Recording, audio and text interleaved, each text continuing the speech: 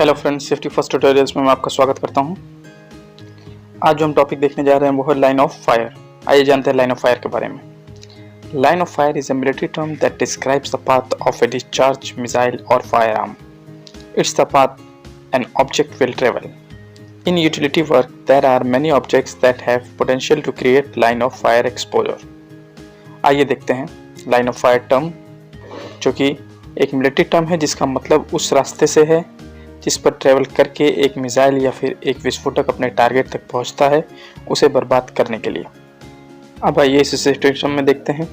ये वो रास्ता है, ये वो मार्ग है जिस पर कोई ऑब्जेक्ट ट्रेवल कर सकता है। डिफरेंट इंडस्ट्रीज में जैसे कंस्ट्रक्शन, लॉजिस्टिक इत्यादि ऐसे बहुत सारे ऑब्जेक्ट्स होते हैं जो कि लाइन ऑफ फायर बन सकते हैं और इनके कांटेक्ट में आने से, संपर्क में आने से ये काफ़ी नुकसान भी पहुंचा सकते हैं।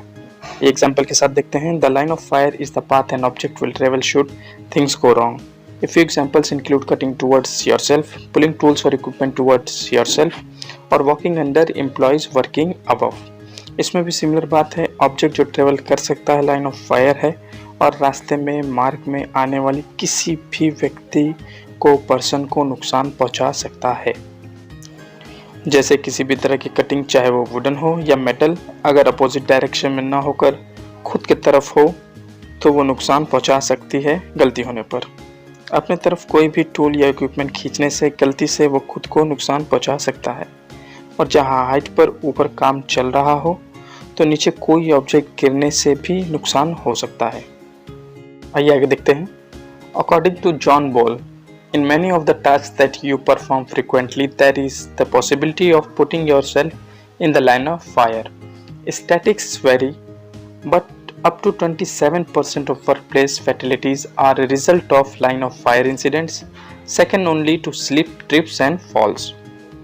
जॉन बॉल के मुताबिक ऐसे कई काम या जॉब एक्टिविटी जो हम जल्दबाजी में करते हैं उसमें लाइन ऑफ फायर में हमारे आने के खतरे बढ़ जाते हैं, संभावनाएं बढ़ जाती हैं।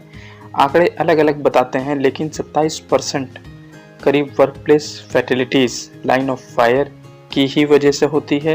ये लाइन ऑफ फायर का ही परिणाम होते हैं और बाकी मौतें जो स्लिप, ट्रिप और फॉल से होती है वो सेकेंडरी है। आइए अब हम आगे बढ़ते हैं। Never walk under suspended loads. आइए पहले हम समझते हैं सस्पेंडेड लोड किसे कहते हैं। जो लोड किसी भी माध्यम से ग्राउंड लेवल से ऊपर उठाया जाए उसे हम सस्पेंडेड लोड कहते हैं, जैसे forklift, boom, chain block, crane इत्यादि से। जब लोड सस्पेंडेड पोजीशन में हो, हवा में हो, तो उसके नीचे से नहीं गुजरना चाहिए, ना खड़े रहना चाहिए, क्योंकि किसी भी रीजन से लोड गिरता है तो बड़ा हादसा हो सकता है। आइए अब हम सेकंड पॉइंट पे चलते हैं। Cut away from your body. Would cutting, metal cutting जब भी हम कर रहे होते हैं तो बॉडी से दूर एक सेफ डिस्टेंस रखकर करें, ताकि किसी भी झटके से या गलती से बॉडी को कोई भी नुकसान ना पहुंचे। नेक्स्ट पॉइंट है नेवर पुल इक्विपमेंट और tools towards yourself. Position yourself so if the tool और equipment slips it will not hit you. Power tool या फिर कोई कटिंग टूल या फिर स्ट्रोक के लिए हैमर हो, कभी भी अपनी ओर पुश बैक ना होने दें और खुद को सही जगह पर पोजीशन कीजिए जहां से अगर टूल या इक्विपमेंट स्लिप होता है तो आपको किसी तरह का खतरा ना हो। नेक्स्ट पॉइंट है never work directly under other employees. जहां हाइट पर वर्क हो रहा हो उसके नीचे काम ना करें, क्योंकि वहां पर कोई टूल या मटेरियल गिरने का खतरा बन सकता है। If you must work at an elevated height, barricade the area below and use means to secure your tools. जब आप हाइट पर काम करें तो नीचे एरिया बैरिकेड कर दें ताकि नीचे से कोई ना गुजरे और सारे टूल्स एक बैग में सुरक्षित तरीके से लेकर ऊपर जाएं जिनकी आपको ज़रूरत हो। नेक्स्ट पॉइंट है if you are hosting materials, barricade the area. जब भी कोई मटेरियल उठाएं उससे पहले एरिया बैरिकेड करके सुरक्षा सुनिश्चित कर लें ताकि कोई उस मटेरियल शिफ्टिंग के रेडियस में ना आ पाए। इनको देखते हैं। If you must use force when pushing or pulling, always look at where you would go if you slipped or equipment gave away। जब हम किसी भी मटेरियल को ताकत से ढकेलते हैं या फिर खींचते हैं अपनी तरफ, तो इस बात का हमें ध्यान रखना चाहिए कि अगर हम फिसल जाते हैं तो उस मटेरियल जो हार्ड या शार्प भी हो सकता है उससे हमें कोई नुकसान ना पहुंचे, या फिर अगर कोई राउंड शेप में या फिर ऐसा मटेरियल जो आपकी तरफ लुढ़क सकता है, पलट सकता है, तो आप उस पोजीशन में सुरक्षित रह सकें। अगला पॉइंट है when working around equipment that could potentially start up, always lock and tag it out।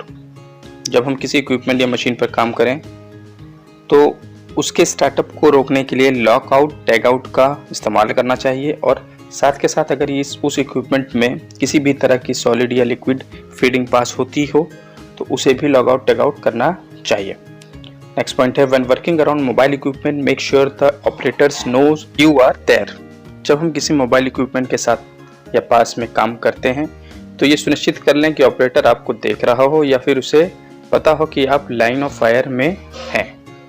Never put yourself in a position where you are between a piece of mobile equipment and another object। खुद को ऐसी position से बचाएं जब आप किसी mobile equipment जैसे कोई भी क्रेन, ट्रक, फॉर्कलिफ्ट इत्यादि और किसी और ऑब्जेक्ट के बीच में फंस के दुर्घटनाग्रसित ना हो। इन सारी बातों से आपको ये समझ में आ गया होगा कि लाइन ऑफ फायर वो जगह है जहाँ पर मौजूद रहने पर हमें किसी भी प्रकार का खतरा हो सकता है और हमें इस लाइन ऑफ फायर से हमेशा बच के रहना चाहिए। फ्रेंड्स, ये वीडियो आपको कैसा लगा प्लीज़ मुझे बताएं। उम्मीद करता हूँ आपको पसंद आया होगा, और अगर आप चाहते हो कि मैं किसी टॉपिक पर वीडियो बनाऊँ तो प्लीज़ मुझे कमेंट बॉक्स में बताएं। फ्रेंड्स, मेरे चैनल को सब्सक्राइब करें और बेल आइकन का बटन दबाना ना भूलें ताकि आपको मेरे वीडियो की नोटिफिकेशन मिलते रहे। Thank you.